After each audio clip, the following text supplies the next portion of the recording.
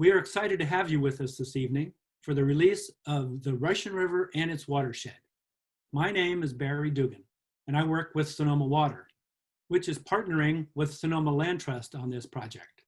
We have a great program for you tonight, which includes a few remarks from people that are integral to the creation of this book. You will meet Richard McDaniel and see his incredible paintings. You will hear from a few of the essayists whose words add context, history, and color to the book. And you will see the book itself as it's being opened by some special guests. Finally, there will be a live conversation where you will be able to ask questions and talk to the artist and a Russian River expert. So in the spirit of a virtual reception, I invite you to pour yourself a favorite beverage, sit back with me and listen to some opening remarks from Susan Gorin, Chair of the Board of Supervisors and Sonoma Water Board of Directors, and from Allison Sanford, Chair of the Sonoma Land Trust Board. I hope you enjoy it. I'm Susan Gorin, Chair of the Board of Supervisors for Sonoma County. Thank you for joining us this evening for the book launch of the Russian River and its watershed. This is an incredible collaboration between the Sonoma Land Trust and Sonoma Water. This book, as you'll discover, is a beautifully illustrated journal along with essays of the richness of this asset that we have flowing through Sonoma County. Thank you to all of you zooming in tonight with us. I wish we could be here in person, and we will again in the very near future. Thank you and enjoy the presentation. Hello, I'm Allison Sanford, and I am the Chair of the Board of Directors of the Sonoma Land Trust. And on behalf of the board, I'd like to say how happy I am to be with you all virtually here this evening. Thank you, Supervisor Gorin, for your kind words. It has been such a pleasure to work with Sonoma Water on this incredible project. The Land Trust works hard, not only to protect critical habitat, watersheds, forests, and coastlines, but also to forge powerful bonds between people and landscapes through a wide range of guided hikes, nature talks, and educational programs. I want to thank everyone who made this book possible, especially Dave Kaler, our former executive director, whose love for all things to do with rivers knows no bounds. I remember Dave sitting me down to tell me about an exciting new opportunity we had to connect with our community. It was going to be a series of incredible paintings by the artist Richard McDaniel. And it was going to be accompanied by essays from local writers, and then it was going to be bound into a book. Well, I was all in. What an amazing opportunity to connect with those who share their love of nature primarily through art and words. Through the mediums of visual and literary art, we hope this book sheds new light on the powerful, if unseen ways the Russian River exerts itself on the lives of all of us who live here, human and non-human alike. I want to thank our executive director, Eamon O'Byrne, and our wonderful staff for seeing this project through. We're so glad that all of you can join us as we celebrate the Russian River and its watershed.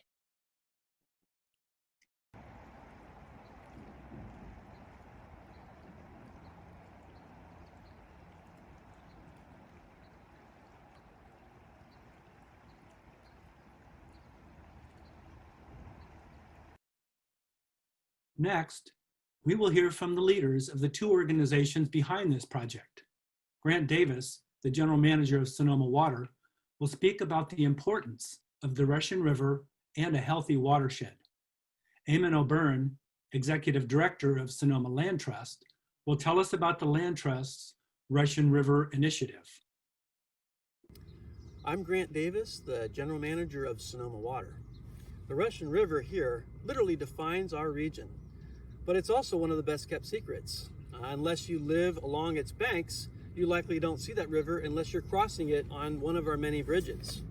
The truth is, the Russian River flows 110 miles out of the Mendocino County communities, down through Sonoma County, and out into the town of Jenner at our coast.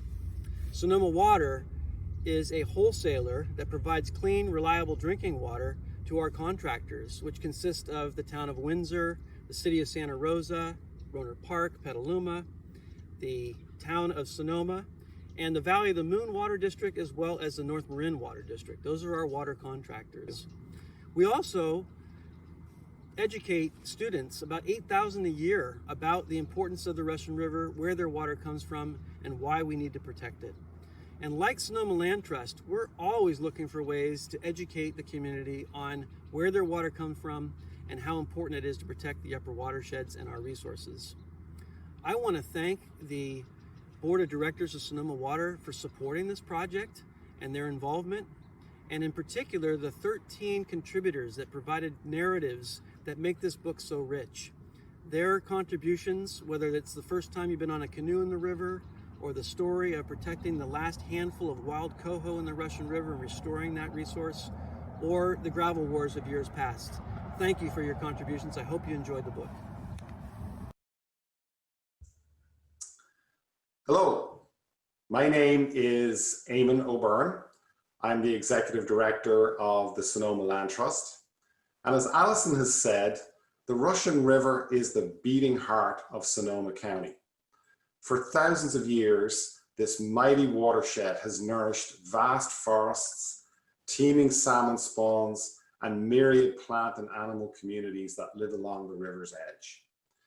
It nourished indigenous communities whose stewardship of its abundant resources was handed down through generations until European contact. Yet in our current era, the Russian River faces many, many challenges resulting from historic overexploitation, from water diversion, unsustainable forestry practices, and development. The river is not what it once was, with impacts on the surrounding ecosystems. Climate change, with increasing fire and drought, is only magnifying these impacts. But the good news is that the Russian River can heal itself and return to its former grandeur with a little help from us. Crucial to that recovery is increasing the flow of water at key times, especially in summer, and revive the conditions needed for the iconic salmon species to reclaim their spawning grounds. That's why the Land Trust is embarking on an ambitious plan to work with landowners on key reaches of the watershed to provide scientifically calibrated and targeted increases in flow into the Russian River itself. Over time, our hope is that the return of these keystone species of salmon will help accelerate the recovery efforts of all of the partners working on the watershed. It's a propitious time to be celebrating the Russian River and its place in our landscape and in our lives. And a huge thanks and congratulations to all of the creative and talented hands who've made this beautiful work of art possible. Thank you. Hi, I'm Richard McDaniel. Let's take a journey down the Russian River.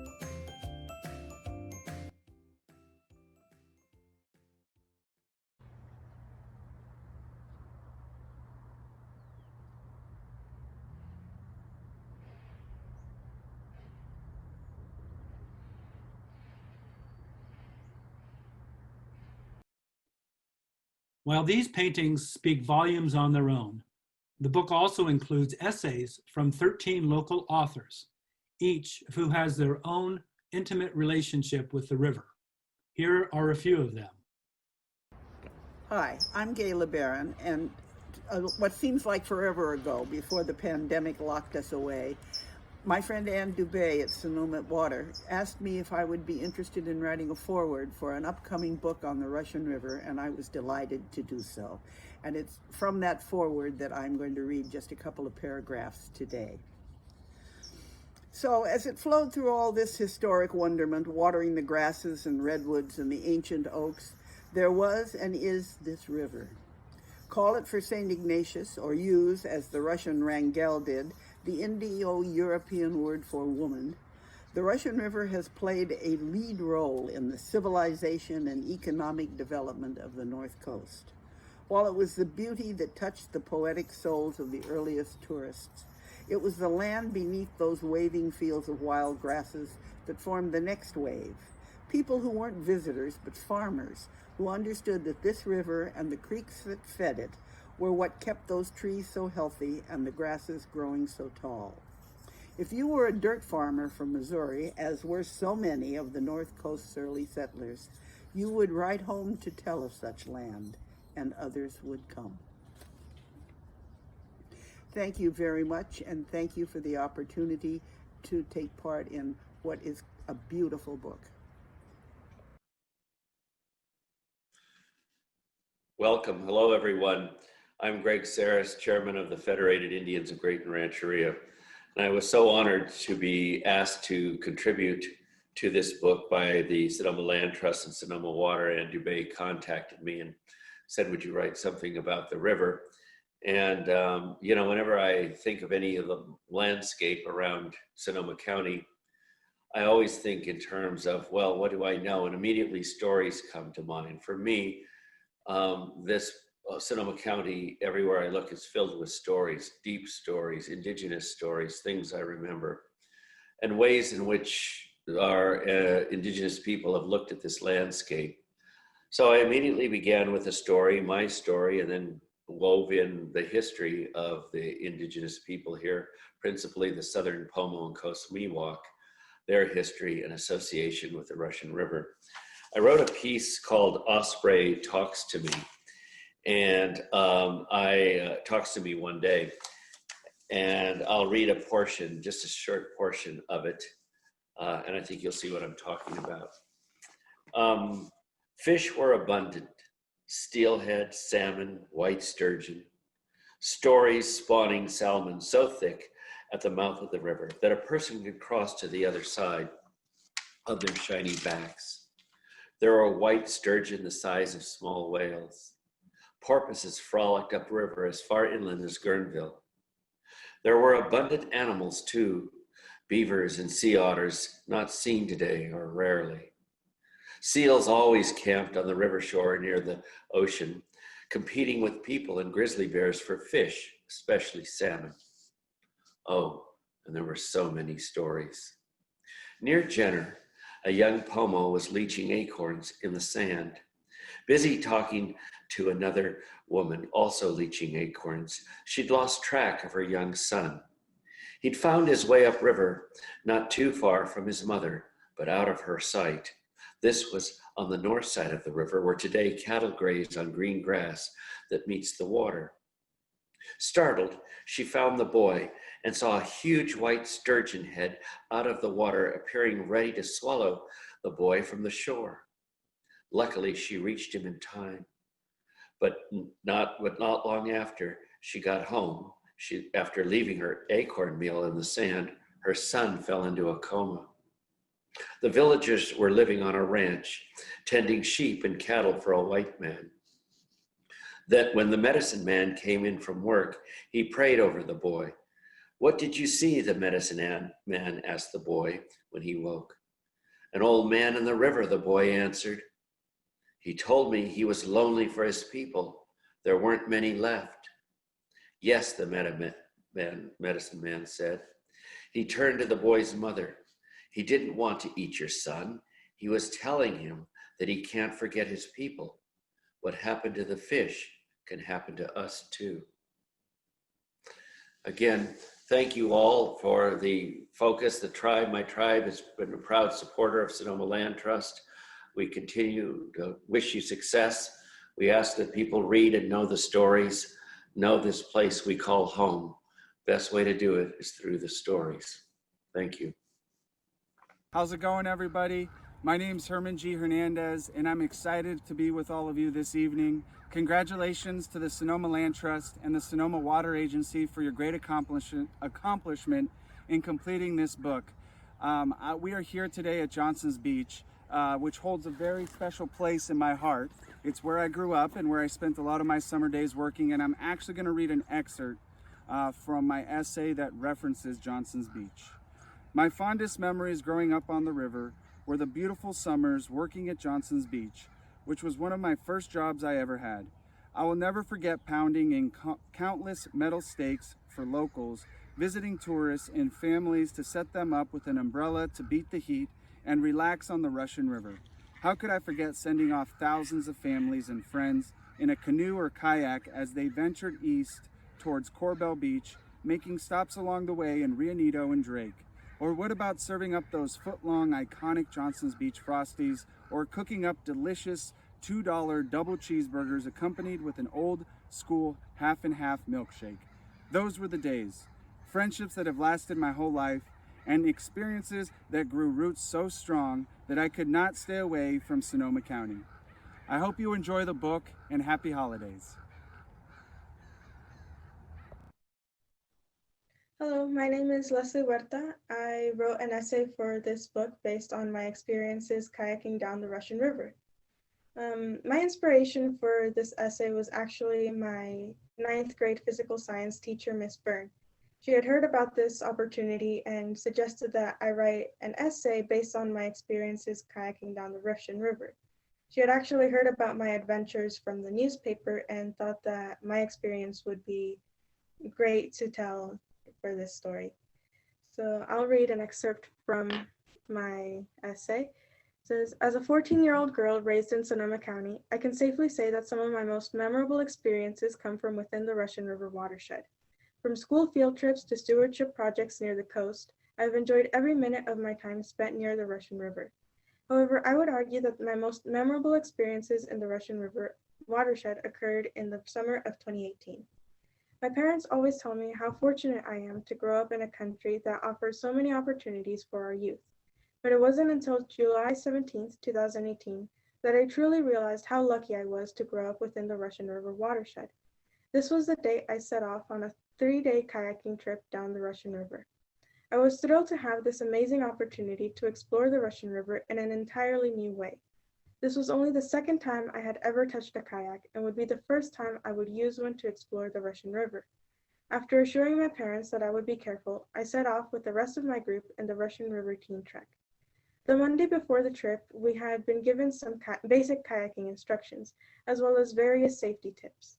By the time we started our journey at the Geyserville Bridge, we were prepared to take on the currents. I remember the phrase they told us before leaving: if you like it, then you should have put a string on it. It was their way of encouraging us to tie a string around anything of value so we wouldn't lose it in the case we tipped over. We traveled 7 miles that day before reaching our campground in Alexander Valley. Out of everything we experienced in those 7 miles, my favorite memory was making a new friend as I paddled along the river. I had a lot of fun writing this essay, and I would like to congratulate everyone who had participated in making this book.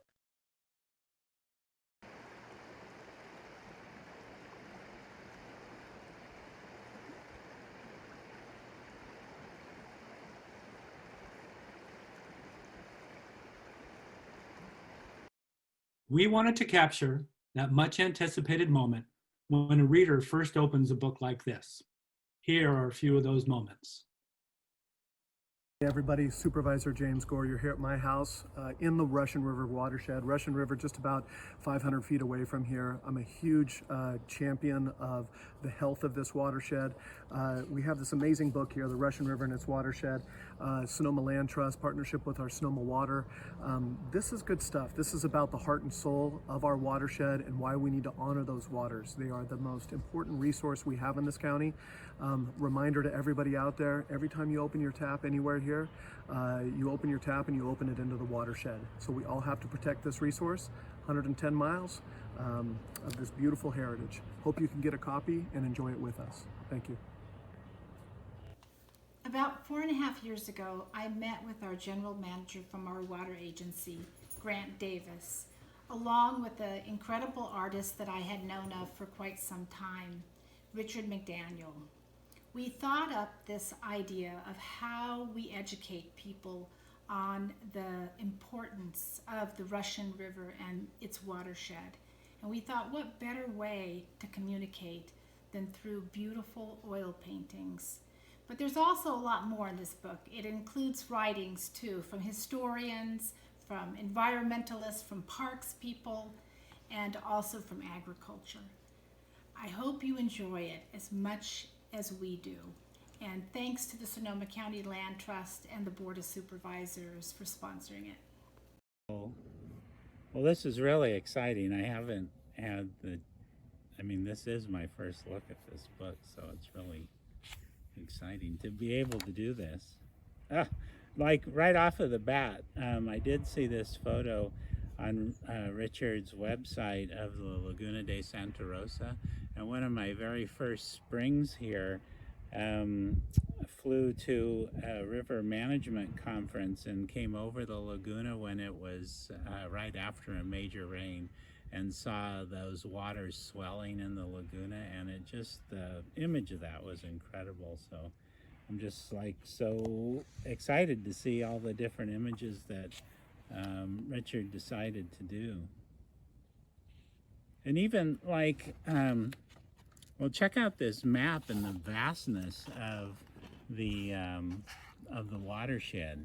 And I'm sure this is a handiwork of Joe Kenyon at the Sonoma Land Trust creating this map, but the visual of the map and the watershed of the Russian River really sort of underscores one of the things that I had in my mind when the Land Trust got involved, which was to really elevate the awareness of the Russian River and how important it is to Sonoma County, because if you think about it, all of the wonderful bounty that is so much part of our culture and economy here in Sonoma County is reliant on the Russian River. So of course there's the winery and the sustainable agriculture that we have, but things from the Cowgirl Creamery milk shed down toward the Estero Americano up through Healdsburg, and all the waters that come through Santa Rosa, all the way from Cotati and Mark West and so forth.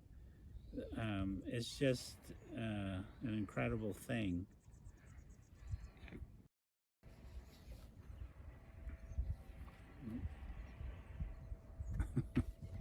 I'm gonna trip on wanting to see some of these things.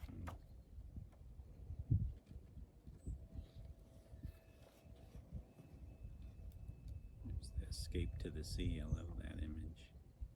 The Goat Rock, amazing.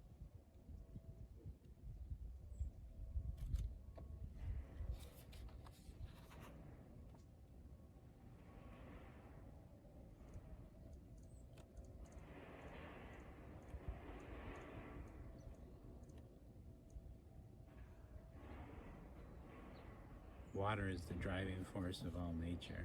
Wonderful. Well, gosh, congratulations to, how exciting to have this book on the Russian River and for Sonoma County, and congratulations to everyone involved, and particularly a big thank you to, of course, Richard, who makes the river come to life with his images. And then to the county board who authorized the project to be done, to Grant Davis, who brought the the project to Sonoma Land Trust, and big hats off to Sherry Cardo, who I worked with at the Land Trust. And together, the team at Sonoma Water and Sonoma Land Trust have just done an outstanding job. And again, a big thank you to the Board of Supervisors who made this possible.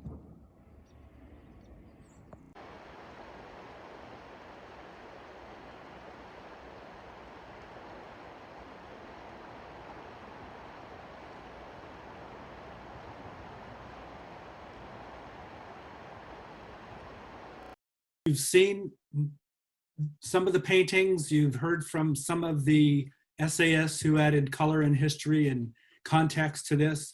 And now, with the time we have left, we're going to open it up for questions. So if you have a question for the artist, Richard McDaniel, or for Sarah Press at the Sonoma Land Trust, or for me, Barry Dugan at Sonoma Water, please use the chat feature to enter your question, and we will answer as many of them as we can in the time we have left. I see that Sarah has joined us. Thank you, Sarah. Richard McDaniel is going to be joining us shortly. I know there was a quick mention, a quick slide on the screen that showed where you could get the book. So the best place to go is the Sonoma County Parks Foundation.org. You can also go to sonomawater.org or sonomalandtrust.org, and you can find your way back to that Sonoma County Foundation page where you can order the book and get other information. Visit the artist's website. There is Richard. Welcome, Richard. Welcome, Sarah. Hi, Barry. Hello there.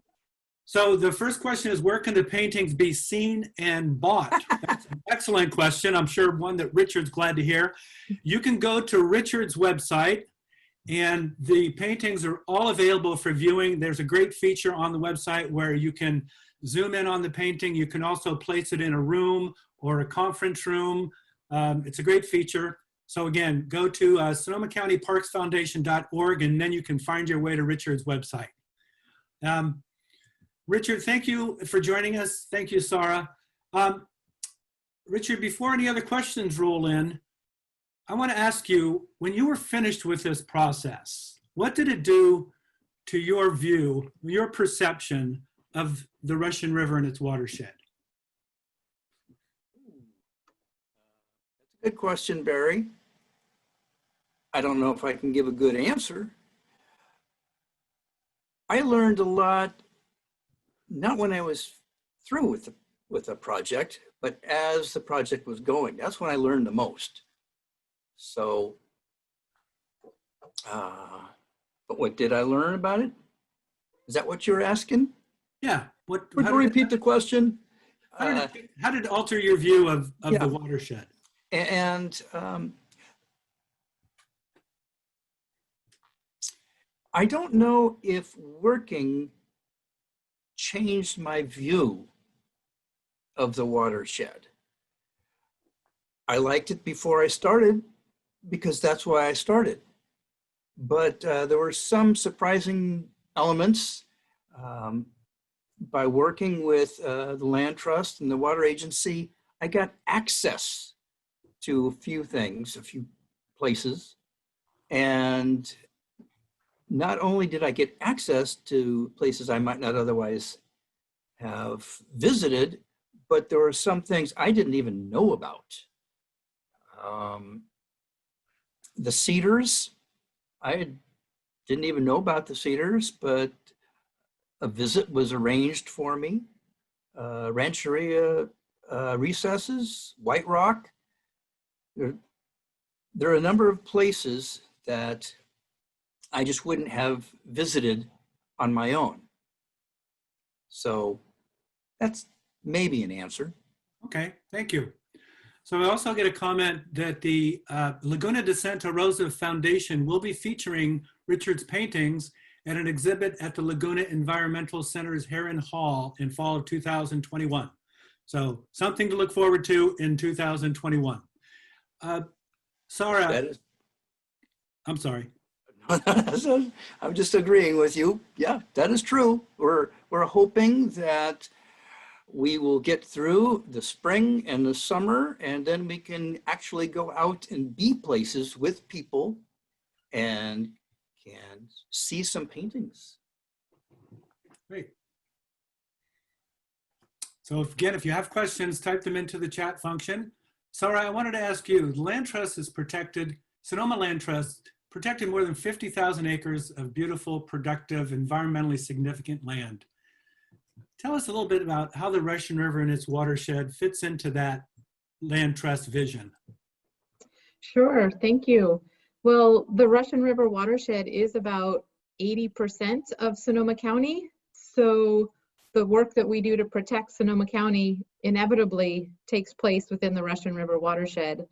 And we work throughout the county. I focus on in the Russian River watershed area and the coastal region. And we have preserves in the watershed, which are properties that we have purchased and we steward them ourselves.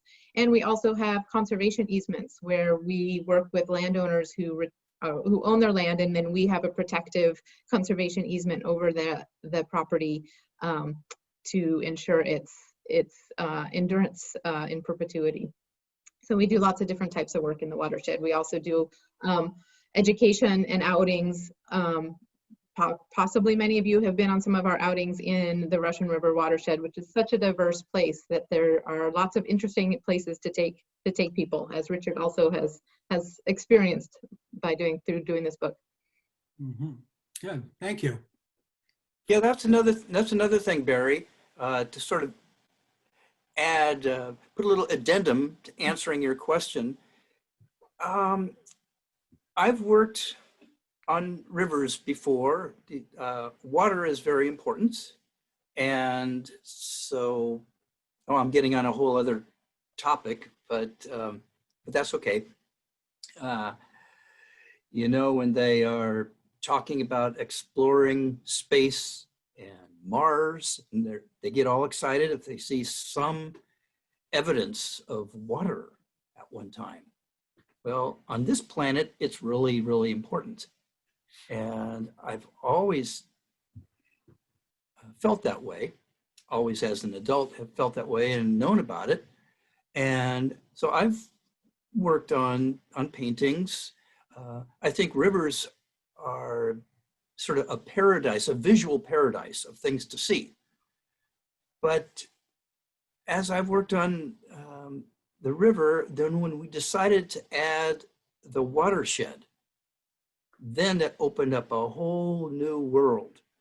And it's something that I knew about, but I wasn't really thinking about that. If I were doing a book, a series of paintings on the Hudson River or another place, I was aware of the watershed, but I didn't put so much focus on it. But this time, thanks to the Land Trust, I'm going pretty far afield, finding where the water comes from. So anyway, good. What I wanted to add. Thank you. So we have a question. There's two parts to the question. Would you recommend that more bathrooms or serviced porta potties be placed along the river? I think all of us can say yes, where they're needed. And the other question is, what other steps might be taken to reduce the human toll on the river watershed? Sarah, do you want to start with that one? And I can add to that as well. Yeah, sure. I'll start, and then please do add. You know, it is such a diverse watershed with so many different human uses occurring in it. So we need to, it's a big question, and need to break it down into different strategies or different approaches. I would say a lot, I think, could be around education and awareness of how to steward land. I think about 90% of the watershed is in private hands. So therefore, it's really up to all of us as landowners and as land stewards to figure out the best way to manage our land for the health of the ecosystem. So whether that's through agricultural practices, best practices for fish-friendly farming, or the water savings approaches to agriculture, to where we, build infrastructure, to, all the recreational uses, all the things that that humans are doing in the watershed, with an eye on protecting the resources. So it's very varied, but there are, it is up to us. So one role that the Land Trust plays is trying to work with landowners and spread information about the best way to do that. Good, thank you. And I would add that to add to your comment about education, that the Sonoma Water has a very active and robust water education program that brings water education into the classroom, and when possible, brings students out to the river, thousands of students every year from throughout the watershed. And I think that our view, and I think it's the view held by a lot of people, is that if we educate children, educate students, that's one of the best ways to increase awareness throughout our community about the importance of the watershed and the health of the watershed and water quality. And I'll just add one thing, actually, if you don't mind, just actually riffing off of what Richard was saying about this connection between the land and water. And so, when we protect land, then we are protecting the water that runs through that. And grassland management, forest management can allow that water to filter and be absorbed into recharging our aquifers, providing that cold, cool, clean water that the fish need in the streams. So really that connection upstream, and protecting both land. You protect land, you protect the water, vice versa, you're protecting land. So it really is all interconnected. Thank you. Let's see. We have a comment from Joseph Kenyon of the Sonoma Land Trust. The watershed online map for Sonoma County regions is helpful for simple awareness. And there is a link to that. And I'm wondering if not everybody can see this panel, if we can share that link on the screen. Is that possible to one of our producers? But it's a land trust map that is very helpful for simple awareness about the watershed. So we'll find a way of sharing that. And that's one of the things that Dave mentioned. He actually held up the book so that you could see. It's right at the beginning. It's opposite the title page. Mm-hmm. So yes, you do see where the watershed fits in within the state. And then you see, well, yeah, you see the locations of the paintings throughout the watershed. It's a pretty impressive map. It was a great job on that. So another question, we have well, here we go. We'll pick someone else. Richard, how do you approach each painting? How did you choose the location? Did you complete each painting? This is a multi-part question, Richard. Did you complete each painting while on site? How did the seasons and change affect the light of your work? And do you have a favorite among all those? Maybe you could just pick one of those. In reverse order, no. And I've forgotten the rest. But no, I don't have a favorite. I have several favorites, and that changes from day to day. If I didn't like them, they wouldn't be included anyway. There are some non-favorites that never made it into the book. I can tell you that. There is one painting in there. I don't know if I should tell you which one, but it's my 5th try. And, sometimes you just have to keep on working and working. Some of them I did on location, but I did not do all of them on location. Some of them are 4 feet wide, 5 feet wide, and that's a bit of a challenge. I do a lot of plein air work, and I enjoy it. Some of the larger ones were based on drawings. I like to do drawings on location. So what were some of the other things? Oh, the seasons. Mm-hmm. The I would say light makes more of an impact than the seasons in this part of the country. On the east, I love painting in snow, but here, there just wasn't much snow. But there was some foggy ones, and there were some, now this is an unusual one, fire. There are two paintings that I did that were after the fire. And when the first fire that impacted us a lot, it was in Sonoma County, and the complex fire up in Mendocino County. That was so devastating and a surprise. And I know Anne lost her home, and I was evacuated for quite a while. And it was Grant who said, now it's all the more reason, it's all the more important to continue with this project and actually acknowledge that the fire has made an impact. So there's a couple paintings that are after the fire, and there are a couple paintings of areas that were painted before a fire, White Rock being one of them. And then a couple of years later, I find that, you know, that has changed, but it's part of living here, as opposed to snow. So there's a lot of parts of that question. Barry, can you remember? I think you've got them. How did you choose the locations? Okay, I flipped a coin.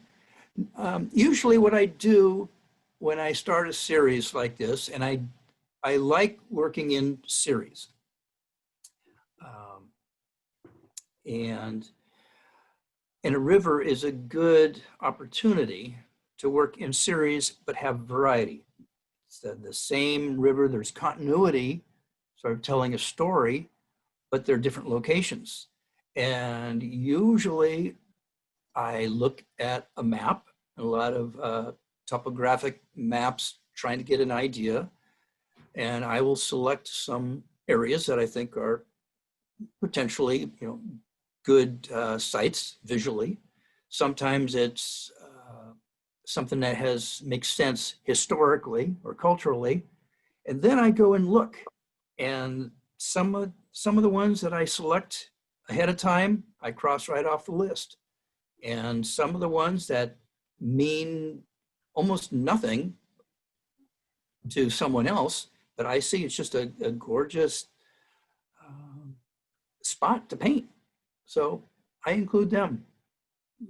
So it's a mix. Yeah, very good. Well, I was struck by the fact that the paintings occur throughout the watershed, that they do tell a story. You start from the headlands and end up at the sea, and I thought that was a nice approach. We have a question.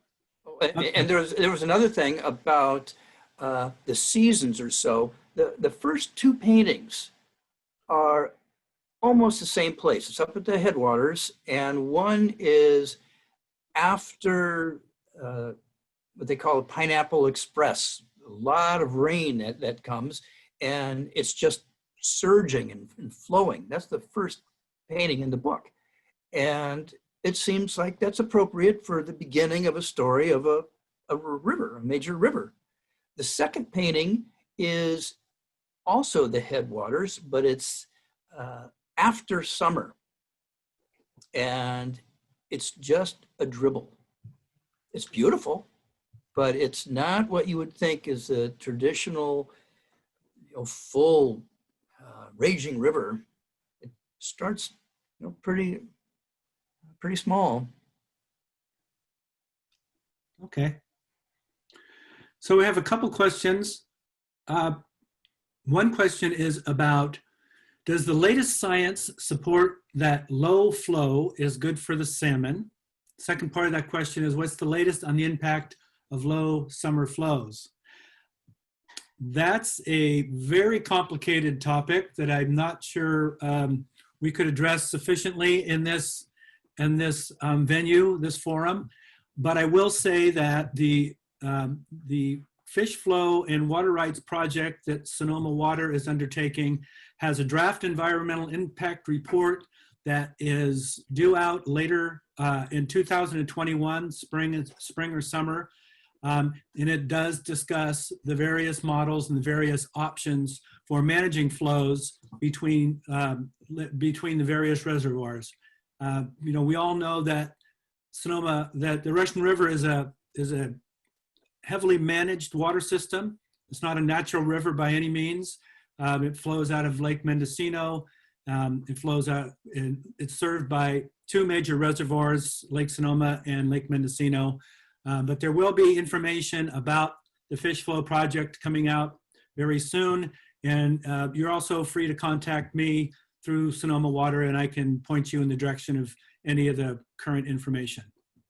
And if I just may add, that the numerous tributaries to the Russian River that support that where the various salmon and steelhead species go to rear and spawn and rear and grow, in those tributaries, it's really important to have water through the summer, and having low flow in those tributaries where the salmon are trying to survive over the summer is a problem. We need to try and increase flow, as Eamon said in his remarks at the beginning of this presentation. The Sonoma Land Trust is really focusing on some critical coho salmon watersheds to see if we can work with landowners for various kinds of conservation efforts to help keep water in the streams so that the fish have them especially over the summer.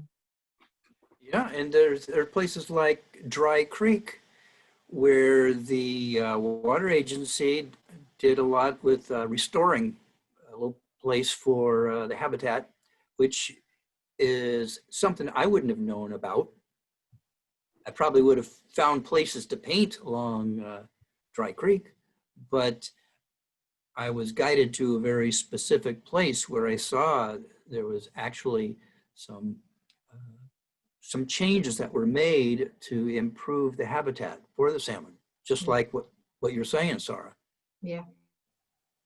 And part of the work that Sonoma Water does as part of the biological opinion is that we have a very large and long project called the Dry Creek Habitat Enhancement Project.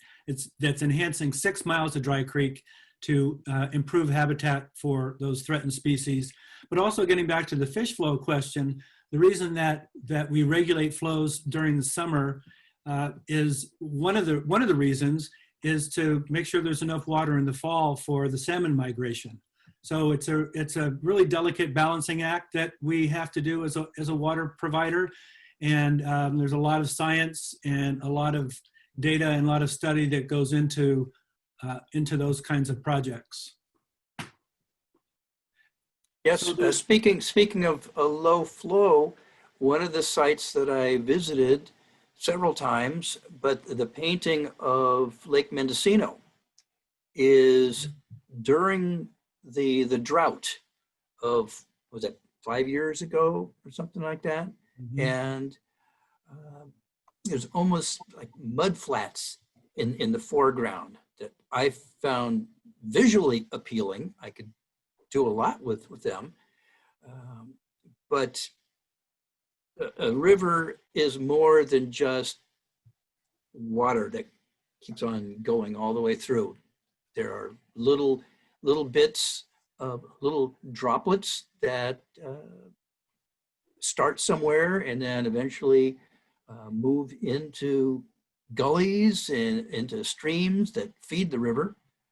And sometimes it's kind of dry. So I have a question for Richard. Did you use a canoe or a kayak to get to some of your painting sites? Yes. But you're not going to tell us, are they secret places? No, the places aren't secret, but if I'm in a canoe or a kayak, I might not have found a painting site. And if I'm in, how do I say this? Go into the river and I don't stay in one spot. Move down the river. So it was important to get on the river and in the river, but I'm not going to mention any specific spots, no. Good. All right. We have a two-part question about what is the status of septic tank leakage into the river, and who is in charge of testing and reporting the quality of water year-round? That seems like a question for you, Barry. It does. I was waiting to see if Sarah wanted to tackle that one. The State Department of Water Resources Regional Water Quality Control Board is the regulatory agency when it comes to septic tanks in the unincorporated areas. They've worked closely with the Department of Public Health. Sonoma County has also been involved in helping to draft some of those regulations. I really don't know what the current status of that program is, but I know that it's been in the works for a long time, and there's a lot of concern, particularly in the lower river, in the lower economic areas, with some of the requirements that could be imposed on property owners and the feasibility of those. So I know that Sonoma Water is working with several communities in the lower river on some potential solutions in terms of wastewater collection and treatment, but I don't think that there's anything that is readily or going to be approved in the near future. And I think that was the question. How long did it take to create the book, Richard?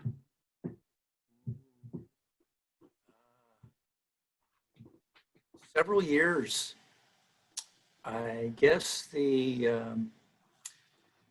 beginning of the book, when I first got started, was 4 years ago, and there was a lot to get it going, and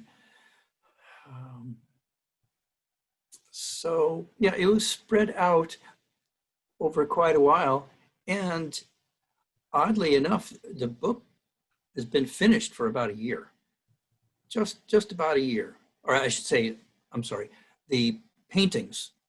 I stopped doing the paintings about a year ago. And then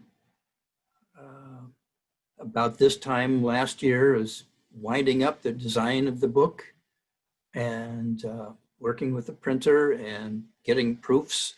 And the book was actually finished. But then pandemic occurred and things delayed, and we had to print it again. So, but I'm happy with the result. There's a lot of stress along the way, but the new printer came out with a good book, and it was delivered in time, like today, or maybe yesterday. No. So there's a lot of stress relief, how I feel now. Yes. Well, thank you for your persistence in that, Richard. And I also want to now, before I forget, thank Ann Dubé, my colleague, along with Sherry Cardo at Sonoma Land Trust, who have been on the team that's brought this book to fruition. They've worked incredibly hard. And as Richard said, there's been a lot of obstacles and delays. And I'm guessing they're both feeling a great sense of relief now that the books have arrived. I would think so. Yes. I would, yeah. And Grant is relieved. I'm sure Grant is relieved. Does anyone else? And you're relieved, right? Oh, I'm waiting for the sequel, Richard. We're ready to go with the next one. Oh, okay. It's already started. I've already started it. Yes, I'm happy. I'm happy that we're having this event, and I wish it could be in person. Do we have any other questions? Don't be shy out there. We still have quite a few people on the line. Okay. Did you see much Ludwigia, the invasive yellow-flowered plant that grows out of the riverbanks? You know, that reminds me of the French painter Claude Monet, who was painting this field of poppies. And actually, Monet painted the field, and Auguste Renoir was painting the same field. And someone talked to Monet a little bit later and said, "I love the way you've captured those poppies in the background." And he says, "Oh, you mean those red things?" So those yellow spots, is that what you're talking about? Okay. And the other part of that question is, did you observe any other threats or damage of note? No. Okay. And then this one could be for you, Sarah, and I can answer it also. What threats to the river are there? It says, what does the water agency see? And from Sonoma Land Trust perspective, what do you see as threats and maybe opportunities? Yeah, you know, again, it's this wide range of uses that we use in the watershed. From you know, there's been a lot of gravel mining over the years that has really impacted the river and its course and the flows, to residential development. And a few people have mentioned, you know, septic and sewer, and just development right along the river. You know, what can impact the watershed is, you know, the agricultural use, whether it's grazing or intensive crops, and how those are managed. Also, there's a lot of forest along in the watershed, and so depending on how the forests are managed, that affects the health of the watershed. But all of this, there are ways to manage that so that the impact it doesn't create an impact that's insurmountable. There's ways to keep the watershed healthy and the systems functioning, including allowing, you know, room for animals to move through the watershed. That is also a really important component to allow, especially in light of climate change and changing conditions. We really need to allow room, and it's such a diverse watershed, so there is a lot of opportunity for plants and animals to move where they're going to be able to survive, and we need to keep having landscapes available for these species to move where they can continue to thrive. And so I think we have so many opportunities in the watershed because it is so diverse, that as long as we're aware of this and we're working to protect that diversity, we'll be able to persist. Thank you. Great answer. So I think from Sonoma Water's standpoint, that probably the greatest concern would be adapting to a changing climate. We all know that we receive a lot of our rainfall during a very relatively short window of time in January, February, March, December, and finding ways to manage that water supply, still provide enough water for our customers and enough for the watershed and all of the environments that exist in that watershed. There are a lot of programs that we have addressing those topics, managing the reservoirs to have a more reliable flow of water. So I think it really comes down to educating the community about the value of water, about using water wisely always, and being aware of your own impact on the watershed, because we all impact it every day, wherever we are. I don't see any more questions. So thank you again for joining us tonight. Thank you, Sarah. Thank you, Richard. Thank you to all the presenters. And you know where to go to look for the book, and I hope you enjoy it. So thanks for joining us. Thank you, Barry. Thank you.